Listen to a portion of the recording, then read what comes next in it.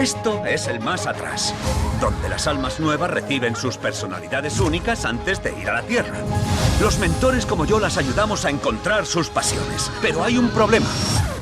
Yo no debería estar aquí. In the footage that we've seen in the interviews, at some point it's said that you studied religions for the design of the souls and what they should look like. But I want to know on a storytelling level, what was the role of religions and how did you approach them into making the great before, the great beyond, the souls? You know, we did a lot of research, but we really tried hard not to base the soul world really on any specific religion or specific, point of view. But, the concept of like, what gives life meaning? Why are we here? What are we supposed to do with the life that we're given? That's a pretty universal question. And so a lot of our religious research was around that idea. Like, what do you find gives your life meaning? What do you find is the most important, the reason that we're here? And that's sort of how we tried to use it for those kind of conversations. Does soul fit in the fan favorite theory that all Pixar movies exist in the same universe and are connected? I don't know if you know this theory. I've heard a little bit about it. I don't know. Yeah, I think. Can we expect some Easter eggs or something like that? Yeah, I think it's exciting because I like to see.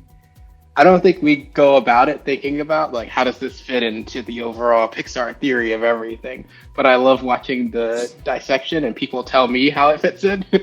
They're always so creative, and I'm like, oh, I never thought about it that way. It has to be that way. That's the only way it can be.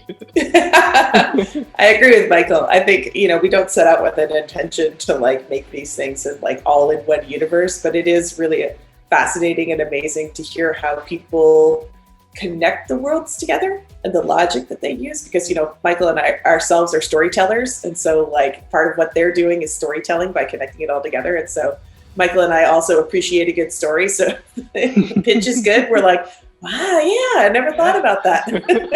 I buy it. Yeah. I'd like to know also how does soul fit and how does its theme and its topics fit in the COVID world? Why is the moment to tell a story about a look for purpose, the spark, the joy of life? I mean, man, in a world where you can't go outside, you can't interact with one another, you can't like do all of the things that you used to do that you took for granted. Like, I definitely have to say that, you can now really enjoy you really find joy in a cup of coffee, because that's all you got.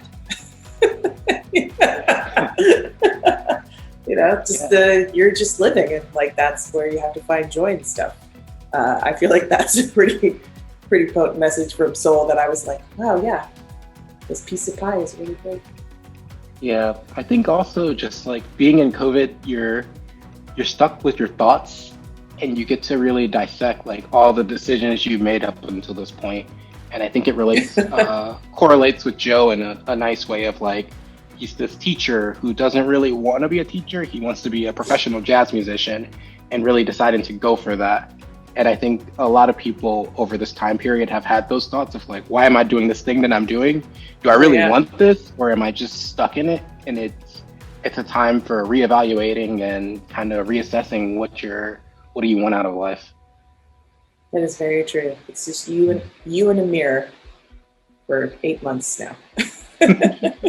This type of projects change a lot during the process. For example, I think 22 was going to be the star of the movie until Jazz and Joe entered in the equation. Can you give us another example of what was going to be at the beginning and maybe how it changed a little bit without entering in the spoiler territory? We definitely had, early on at the beginning, it was more of like a heist movie. Like it was like an Ocean's 11 style. It was very different. But we, as we sort of worked on the movie and as we thought about it more, we really wanted the movie to be about a guy reflecting on his life and thinking about the choices that he had made, in his life. And that meant that his life had to be part of the story. And so this sort of rigmarole of like trying to hijack a crane from a thing and, didn't really make the character do that, make the character reflect on their own life. So at some point we were like, is this really what we're doing? Is this what we want to be doing? I don't think this is what we want to be doing. And so we jettisoned that in favor of something else. So yeah, that was a big change. Soul, de Disney y Pixar. ¿Pero qué? Tranqui, están bien. Aquí las almas no se destrozan. Para eso está la vida en la Tierra. Disponible en exclusiva el 25 de diciembre.